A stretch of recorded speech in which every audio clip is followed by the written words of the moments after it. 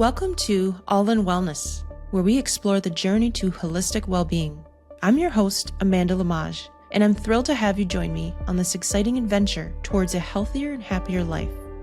In each episode, we'll dive deep into various aspects of wellness, mind, body, and spirit. From nutrition and fitness to mental health and personal growth, we'll uncover valuable insights, expert advice, and inspiring stories that empower you to take charge of your well-being. So, whether you're looking to enhance your physical health, nurture your mental resilience, or simply find a moment of peace in your day, you're in the right place.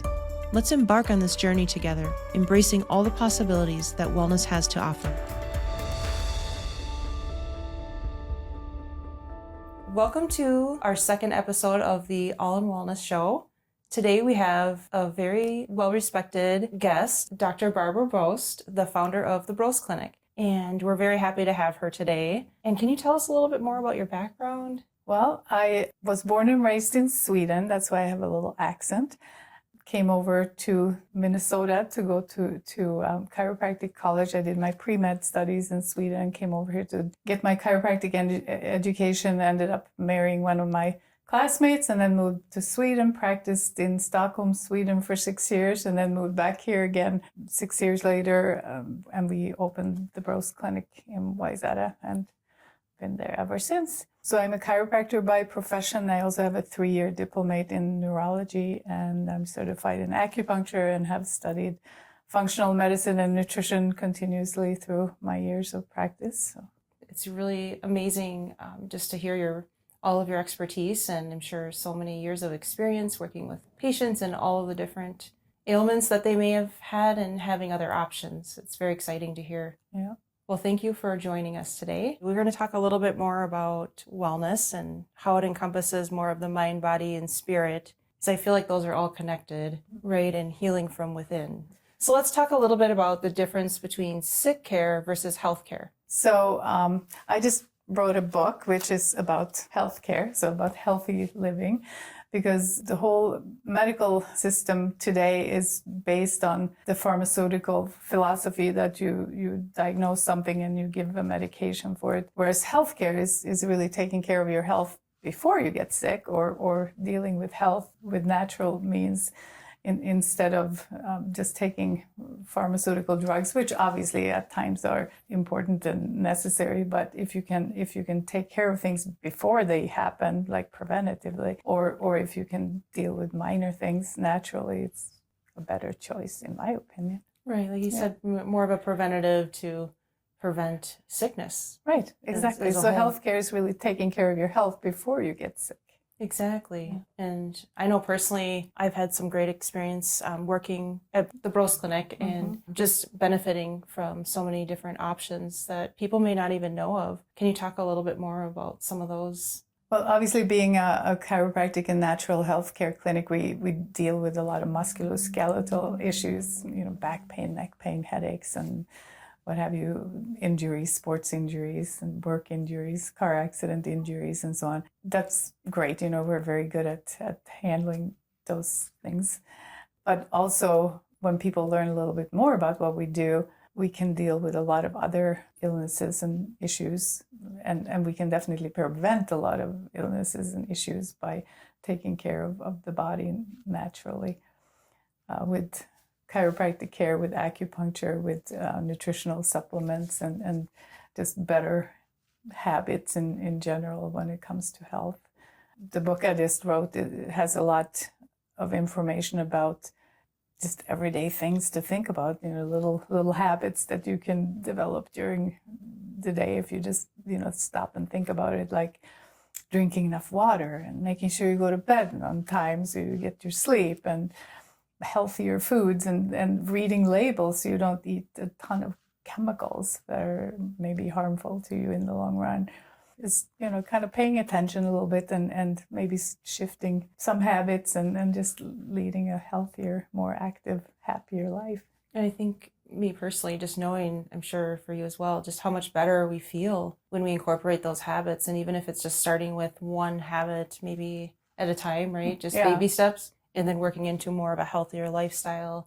So the way I wrote my book is basically it has one chapter about each aspect of health, like one chapter about water and one chapter about sleep and one chapter about vitamins and taking vitamin D and living in Minnesota especially and so on. And it's kind of set up like a workbook where you can, make some notes and gradually work on changing your habits to be healthier. So it's an easy approach to not be overwhelmed and have to dive into all of it at one time. Right. Yeah, it's simple every day. Sometimes the simplest things can be the hardest to change, like drinking enough water. It's just interesting through the years with my patients that, sometimes it's much easier for me to suggest $300 worth of nutritional supplements and get them to take that than to get them to drink enough water. It's amazing how hard that can be if you work hard and you forget when you're busy, right? Yeah. And it's just to be cognizant, and maybe once you feel better, then you'll be more apt to do those great things that help us so much in every aspect. And then, of course, in today's world, so many of the chronic, debilitating illnesses that we have, high blood pressure and high cholesterol and diabetes and heart disease and so on, almost all those diseases are created by people being overweight. So keeping your weight at a good level is really so important. It's really interesting when you look at pictures even from like the 1970s, you see pictures from a beach and everybody's skinny and in good shape. Right? Yeah, exactly. And then high fructose corn syrup came into such a bad ingredient. and genetically modified foods that our bodies don't know how to handle. So we just need to try to avoid those things. I think it's so unfortunately in America, right, that I think people are becoming a little more aware of that now, but it's the norm in so many products. Exactly. They're hopefully going to be working on that in the near future to prevent maybe for consumers, right? Yeah. And stress, I feel like, is a big factor as well, don't you think? Absolutely. Stress plays such an important role in. Well, I mean, we live in a stressful society, and there's no doubt about that. Especially the last few years here with, COVID and all the things, and it's been stressful for a lot of people. So, yeah, decreasing your stress level as much as you can is obviously a good thing. I found for myself, just even if you're busy in your work day, just separating myself maybe from my environment for maybe 10 minutes a day and just shifting my mindset just to get a different focus, that helped me so much and just helped me, to not just keep going at such a high level and being able to just take some time to reset, right? And I think the cortisol level for me, just trying to keep that focus of maybe just daily meditation or just having time alone, because I think there's so much coming at us. We're very over inundated. Yeah, and if you think about it, watching news on TV is stressful, and all of a sudden now in this day and age, we have the whole world's problems in our living rooms on the TV. Right. And we're supposed to deal with people dying in an earthquake in the other end of the world or whatever, which is sad. But just think back 100 years ago, you wouldn't have known about that. You took care of issues in your own community and with your own family. Right. And I don't think we have the capacity to worry about the whole world. I agree with you so much. It's really changed drastically. And I think back to my grandparents, how simple life was, even handwriting a letter. Everything was a little slower paced, but it was healthier. I think we weren't just instantaneous on everything. Yeah, and people cared for their own immediate family and their own immediate community. Barbro, what would you say are some daily wellness goals that people could incorporate into their daily routine to help benefit being healthier? So exercise is big, but it doesn't have to be 3 hours a day. If we can even set aside a half hour a day. And even that's such a simple thing as walking 30 minutes a day. The statistics on that is unbelievable. If you, in fact, the study that was done that became really well known was a Finnish study where they looked at people that walked 30 minutes a day, 3 times a week. And the health benefits and the health outcome from that was better than any known medications. Wow, that's incredible. Isn't that something? Yeah. And it's so simple. Yeah, and who doesn't have time to walk a half hour 3 times a week? It's impressive. Yeah. And I always tell people, just start out with a little bit, and then you feel better, and then you want to work out a little more. And it doesn't have to be big. I mean, the main thing is that you move. Because most people are stuck like this in front of a computer, right? Stay active. Yeah, stay active and eating healthy. Just making sure that the foods that you eat are real foods and not ultra processed things in a box. And it's kind of sad because a lot of young people don't even really know how to put together a meal if it doesn't come in a box that you stick in the microwave. Right. Yeah. So just eating real food and taking some vitamins and supplements is really important, especially like if living in Minnesota. Vitamin D in the winter is huge. If you're vitamin D deficient, you're much more prone to obviously colds and flus and so on, but also if you're vitamin D deficient, you for example have a much higher chance of developing cancer. Interesting. Yeah, so it's sunshine in the summer when we can get sunshine, and vitamin D in the winters. Really important. So a lot of it's connected almost, to, like you said, leading to more ailments. If you can just focus on some of the simple daily wellness routines, it can make a huge difference. Right. Yeah. So eating right, sleeping right, getting your exercise, and for me as a chiropractor, regular chiropractic care to keep your nervous system working, because it's your brain and your nervous system that controls everything in your body. It's kind of interesting. You can do all the other things right, but if you don't have a 100% functioning nervous system, the rest of the things that you do aren't going to give you the full benefit. I find interesting how the brain sends a message to every working component in our body, right? Yeah. So your brain is your master computer. It's what runs the whole body, and it does that by sending impulses down your spinal cord and then out to all the different parts of your body. So every fraction of a second, there are impulses going between your brain and every single cell in your body. There's communication back and forth. So if everything works right, then your brain should know every fraction of a second exactly what's happening in every cell in your body, which is pretty amazing when you stop and think about it. It's pretty incredible. Yeah. I mean, it is fascinating to me. Yeah, because you don't have to think about how your heart is beating and how your intestines are absorbing food and all the things that happen in your body. You don't have to think about it. Even if you for example, decide to get up and move and walk, you don't have to think about how to contract and relax every muscle that is involved in what you do. Or when we're talking, just think of all the muscles that are involved in our faces and our tongue and so on. And the brain coordinates all of that. Yeah. And I can only imagine if you're feeling fatigued that the brain isn't functioning as well. Right. And so it becomes more difficult. Right. Yeah. Or if you have things out of alignment in your spine, that are stopping those little nerve impulses from flowing through, or maybe just 50% of them are flowing through, then your body isn't going to work at 100% capacity. And do you feel like a lot of people don't even know what it's like to feel good, and they may not have a baseline to compare it to? And so I feel like that's where a wellness clinic can be so helpful for someone that's really struggling, that doesn't know that they could feel so much better. Right.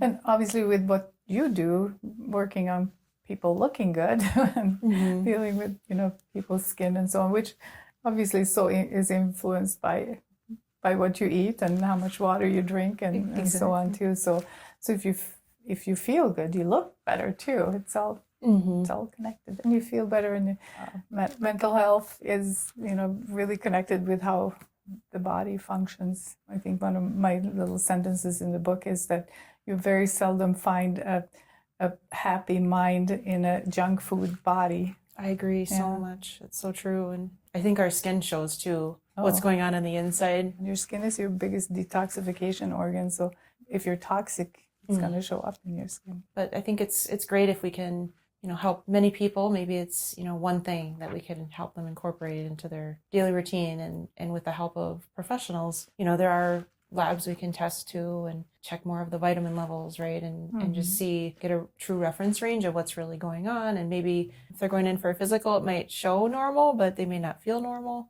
Yeah. And that can be really tough. Yeah. And blood work too is great. but it only shows what's happening in your blood. It doesn't show what's happening inside your cells, which is interesting. You know, we tend to put so much credence in blood work, and you know, blood work is obviously important, but it doesn't tell the whole story.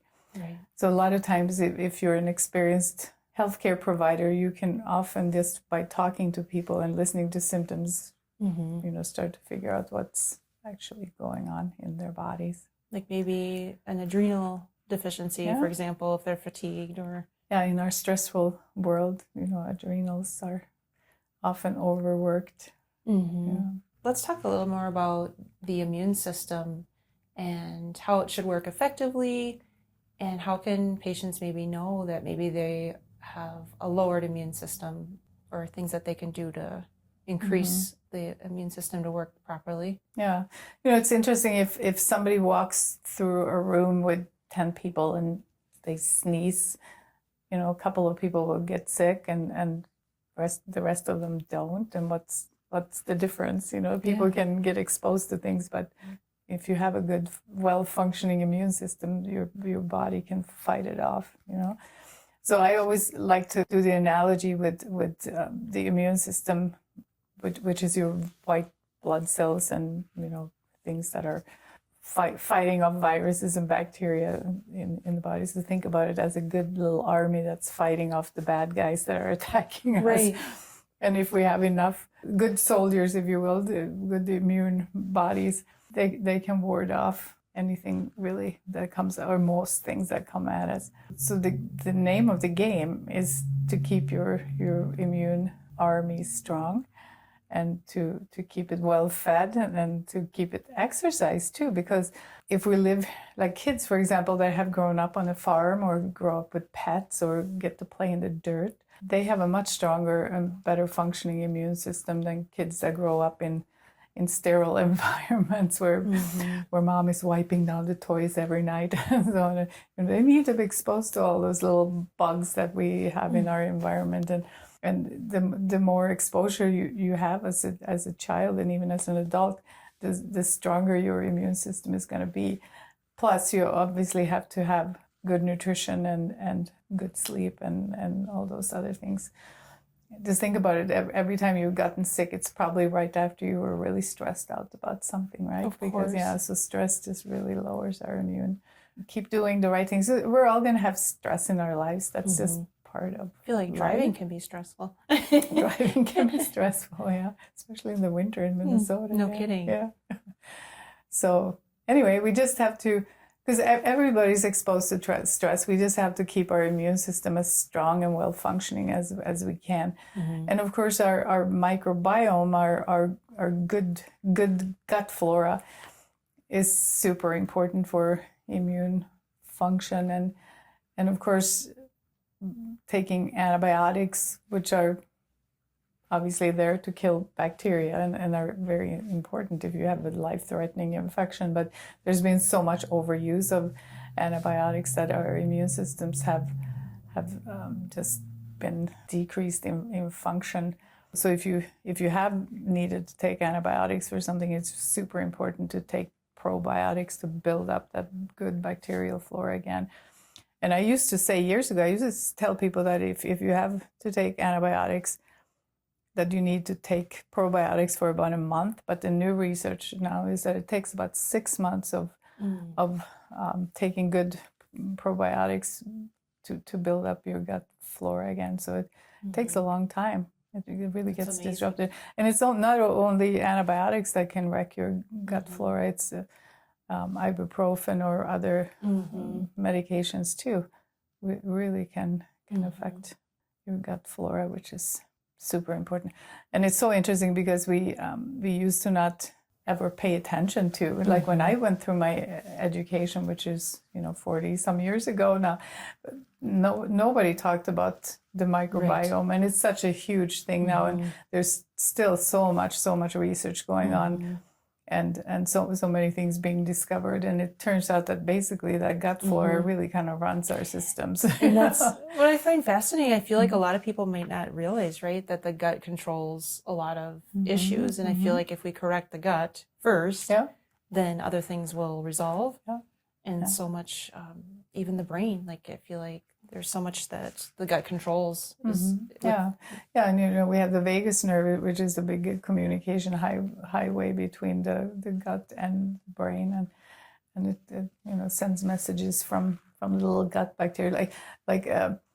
For example, if you have an overgrowth of yeast in your gut or bad or non-healthy bacteria in there, they're going to send messages to your brain so you crave sugar, because that's what they live on.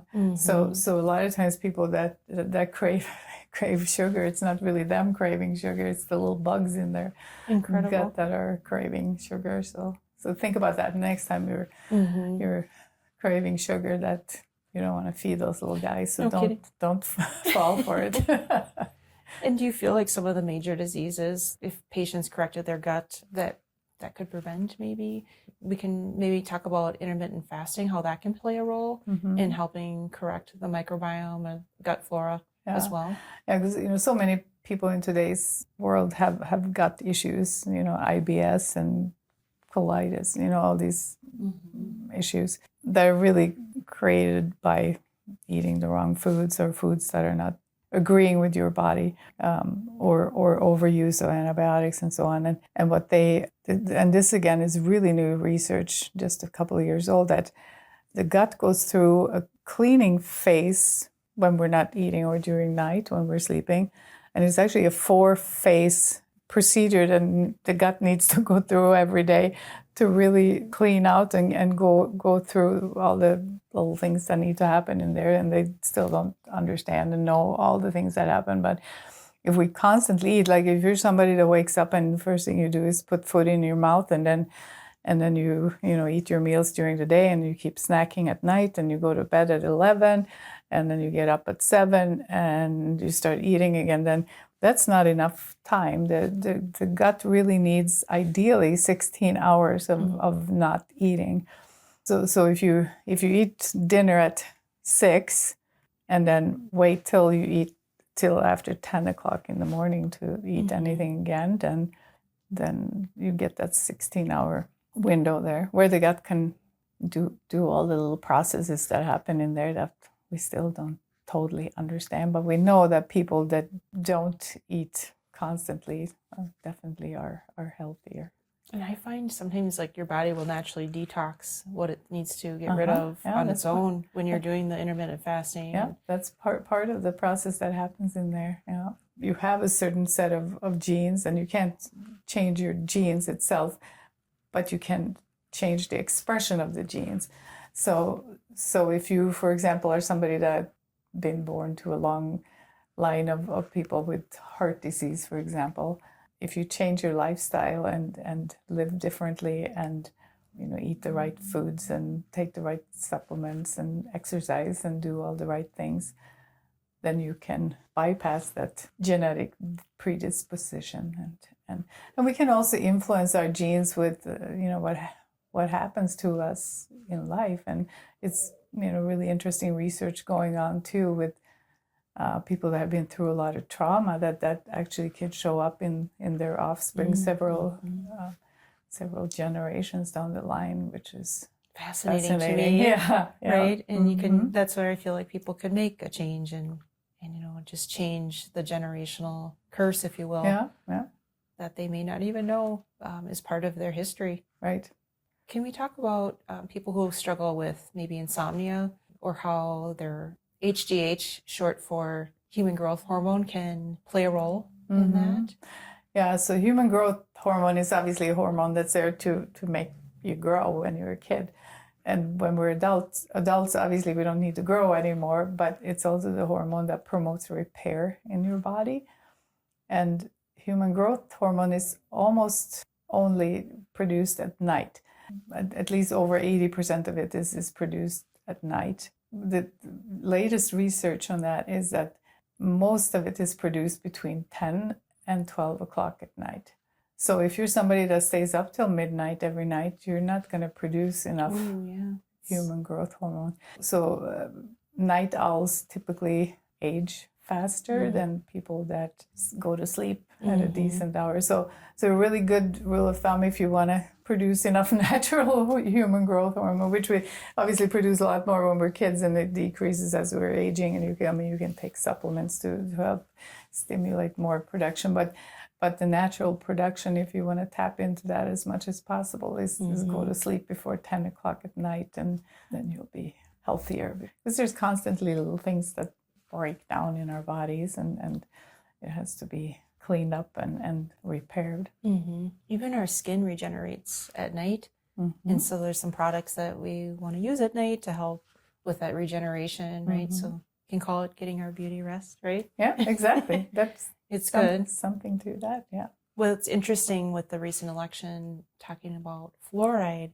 Do you have any particular views on that, and maybe just our water in general, the tap water? Yeah, tap water isn't necessarily the healthiest thing. I mean, water is really important, but it's important to get clean water when you're drinking water. There's a lot of things that are being done to water that is done for maybe on the surface good reasons, but like fluoride in water to prevent cavities in teeth.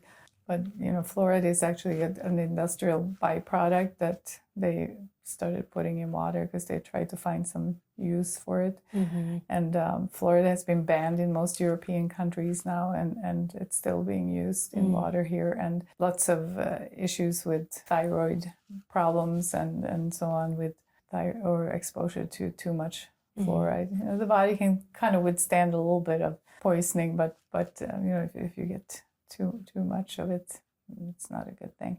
So hopefully they will be taking that out of the water soon. Because if somebody wants to treat cavities for fluoride prevention, this was started the fluoridation of water, drinking water was started before they came out with toothpaste that has fluoride in. So if somebody wants to fluoridate their teeth, then they can do that with their toothpaste. They don't have to drink it down and get it into their bodies. What about metals, do you find as well? Well, heavy metals like, lead and so on, mercury, and silver fillings, that, again, those are banned in Europe too. But they're still continuing to use them in the United States, which I'm sure has to do with all the lawsuits that would come out if they banned it like this. So I think they're gradually phasing it out to prevent that. But all heavy metals they're stored in your brain. The body does not know how to get rid of them. You can't detoxify them through your liver or kidneys. They are stored in your brain. So when they do autopsies on people with Alzheimer's, for example, they often find there's too much aluminum in their brains. So, aluminum is another big one.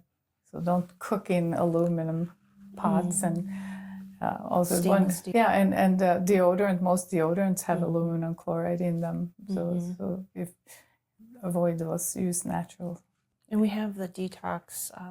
It's a medical detox.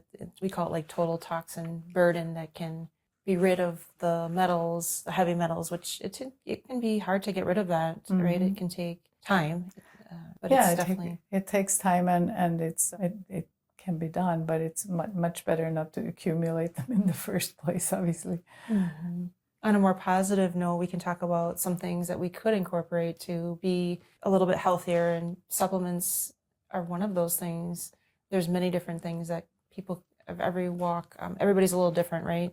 Yeah, so I mean, it depends on how you're eating, because I mean, you obviously ideally should be getting all the nutrients from your food, which is virtually impossible. Even if you buy organic food and spend all day cooking, it's almost impossible to get all the nutrients that you need from just food. So everybody needs to take a good multivitamin, and most people, unless you eat a lot of fatty fish or whatever, then you need to take some omega-3 fish oils, which are really super important. All your cell membranes in your body are made out of omega-3 fatty acids. So taking that, and of course women, you need to prevent osteoporosis, to take a good calcium mineral supplement. And living in Minnesota, like I said earlier, vitamin D is huge, because we it's only between May and October that the sun angle is even high enough that we can produce vitamin D in our bodies. And of course, in the wintertime, only our faces are getting any exposure because we're all bundled up with clothes, right? So taking a good vitamin D supplement is very important because it affects so many different aspects of health. It's important for your immune system and for your mental health and for so many different functions. Absorbing calcium, if you don't have any vitamin D or enough vitamin D, you're not going to absorb calcium. So osteoporosis is such a common thing for older women in this country, and it's totally preventable if you eat right and take your supplements and get sunshine or take a good vitamin D. And would you say for anyone out there, purchasing supplements from a provider is going to be a higher quality versus over the counter? Well, there's so many. I mean, the vitamin and supplement industry is a multi-billion-dollar industry in today's world, and there's always more expensive or less expensive and higher quality and lower quality, and it's a little bit of a jungle for people to figure out what they should and shouldn't take. So I always suggest get a healthcare provider that's versed in dealing with vitamins and supplements, and get a tailor-made program for what you need. But typically, like with most things, the more you pay, the better quality it is. But and we all have access to the internet nowadays. You can go in and look at quality control, because high level labs that use very clean, pure, high level ingredients, they typically have an outside lab assay all their products to make sure that they actually contain what they say on the label, which isn't always true. Right. And that's where having a provider that researches and that's they're dedicated to making sure it's highest quality. Right. Yeah. I remember, this is a few years ago now, but I had an older woman that came in and we took x-rays, and we could barely see her bones on the x-ray. She was so incredibly osteoporotic. She was one of those that if she sneezed, she probably would have fractured something, Oh, no. And she had conscientiously taken a calcium supplement for years. And I told her to bring it in, and we checked it out, and it was a very common brand. In fact, I think it was her gynecologist that had recommended it. And I called the lab and I said, what is this made from? And I had to go through like 8 different layers to get to somebody that told me. But it was made from ground up calcium stones, rocks. Yeah, and we're not going to absorb rocks. Wow. Yeah, so she had been every day taking her calcium supplement, but it was an inorganic form of calcium which the body can't absorb. So it just obviously just went straight through her. Wow, that's incredible. Yeah, so good quality is important. Yeah, and working maybe with someone who does practice more of the functional medicine. Yeah. Versus just the Western medicine, if you go to med school in the United States today, there's no course in nutrition. That's not part of the curriculum because it's all pharmaceutical driven. So it's kind of interesting because a lot of times patients know more about nutrition than the doctors do. Yeah, and I feel it's unfortunate if you're going in for your physical and they have to share with you, this isn't my specialty. So, because they are focused on what their forte is, right?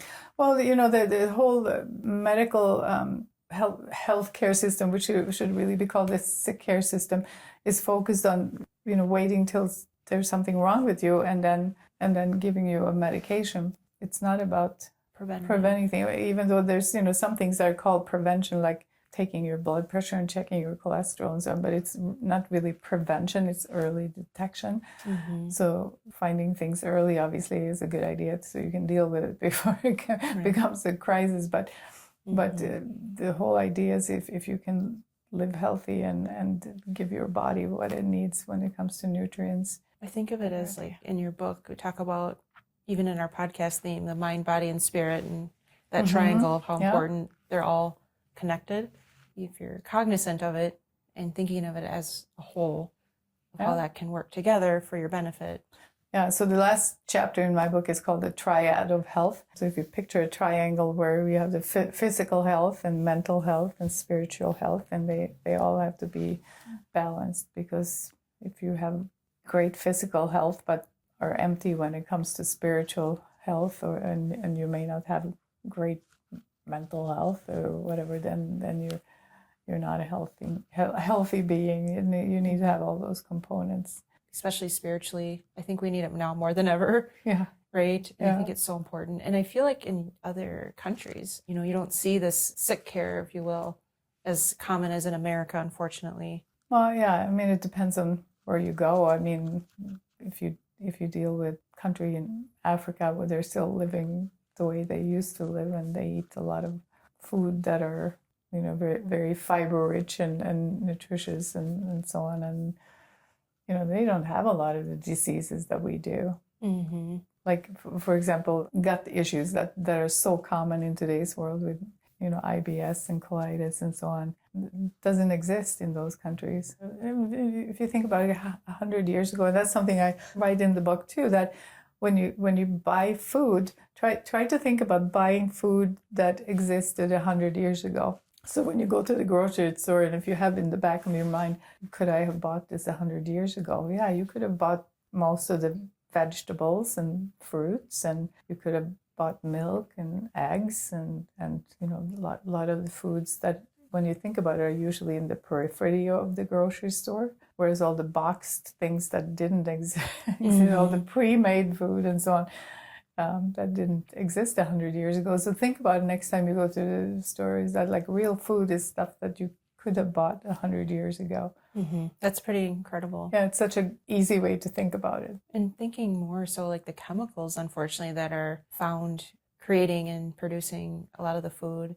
Don't you feel like doing a regular detox program is important, even, at least twice a year? Yeah, I mean, that's a really good idea to at least once a year do a detox, a liver detox program, because sometimes people think of detox as intestinal detox, which can be important too, but your liver is your big detoxification organ. So just doing a program where you really help build up the liver function, and just to really help to try to drive some of the things that we accumulate. It's even just breathing the air and drinking water, and we're all exposed to stuff all day long. So it's a good idea to do a clean out and give your liver a little break. Yeah, exactly. Because your liver does. I mean, there's over 1,000 different functions that the liver does that they still don't understand everything what it does. But there's a lot of things. So take care of your livers. Very fascinating. Yeah. To end on a more positive note, what are some things that we can incorporate in our daily routine that can benefit our body? Well, if you think about your physical body, what's other than eating healthy and sleeping and drinking water and so on is stretching. And the older we get, the more important stretching becomes. My husband is 78. He can still sit in the lotus position, which is pretty amazing. That's incredible. Yeah. But if you work on stretching your muscles and your ligaments and tendons, then they can still be very functional and flexible even at an older age, which obviously makes you much more mobile and able to do things like we still downhill ski and do a lot of things that most people in their 70s don't do, and so stretching is really important, and of course being a chiropractor, to me regular chiropractic care is super important, because if you keep your spine in good alignment and keep your joints moving and in the way they're intended to, then they're not going to deteriorate and degenerate and wear down. So if you're in good alignment, your body is not going to decrease in the capacity of how it can move, and you can continue being healthy and flexible and do all the things that you want to do. And I can tell if I don't do my maintenance treatment, wow, do I feel more fatigued? I just feel not the same, as I'm not performing at a higher level. And I love doing acupuncture. Yeah, can really just help balance you out on an energy level.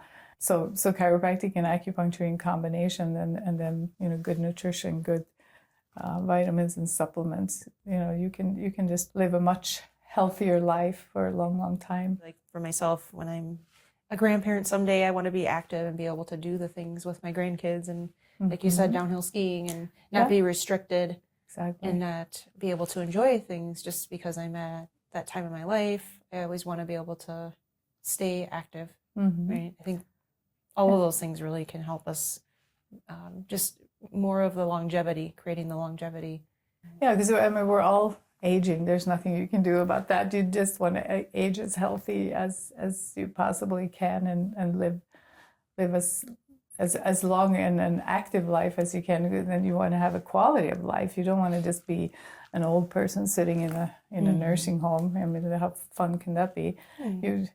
Obviously that's what happens to a lot of people, but the longer you can really be fully participating in life, that's obviously what we all want to strive for. So the better we take care of our bodies, the bigger of a chance we have. I feel like the mindset, it just would help mental health as well, don't you think, when you're more active and not sedentary, and right, just helps with your happiness overall. Yeah, the mind and the body is so incorporated. In Western medicine, you totally separate the body and the mind. So you have medicine for the body and psychiatry for for the mind, or psychology. Whereas in Chinese or Asian philosophy, there's no separation between the mind and the body. It all works together. And we all know if we're happy, our bodies feel better. And if our bodies feel better, we're happier. It all works together. It's pretty incredible. Yeah. Well, thank you so much for joining us today. Yeah, thank you. It's been a pleasure, and just talking about all things wellness and how much we can benefit. So Barbro, do you have any upcoming events or focuses that you're looking on? Well, I have some book signings coming up. Next week I'm going to be on vacation, but after that we have some things coming up. And of course, this my book, Healthy Living, How to Avoid Sickness and Pain Naturally, is available on Amazon or Barnes & Noble, and we have it at the Brost Clinic in Wayzata, of course. It's just an easy read, and it's just very common sense, down to earth, little suggestions how to develop a healthier life. I like that it's relatable for people. It's something, and it's a fast, easy read, and things that they can relate to and incorporate in their daily routine. And where can people find you if they wanted to follow you? Or well, I'm on Facebook and Instagram. Yeah, so under my name. And of course, if anybody has any questions, I'm at the Brost Clinic in Wayzata, so you can call me there. Some guidance. Exactly, and we have functional medicine at Skingevity Med Spa as well. So we're here to help, right? We want to help people feel better and just heal their bodies, right? Right. That's what it's about. Because if you feel better, you look better, right? Exactly. And that wraps up another inspiring episode of All in Wellness.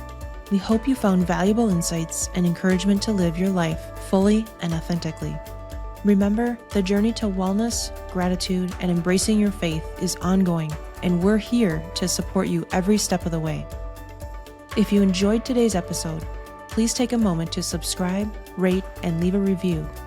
Thank you for being a part of our community and for tuning in today.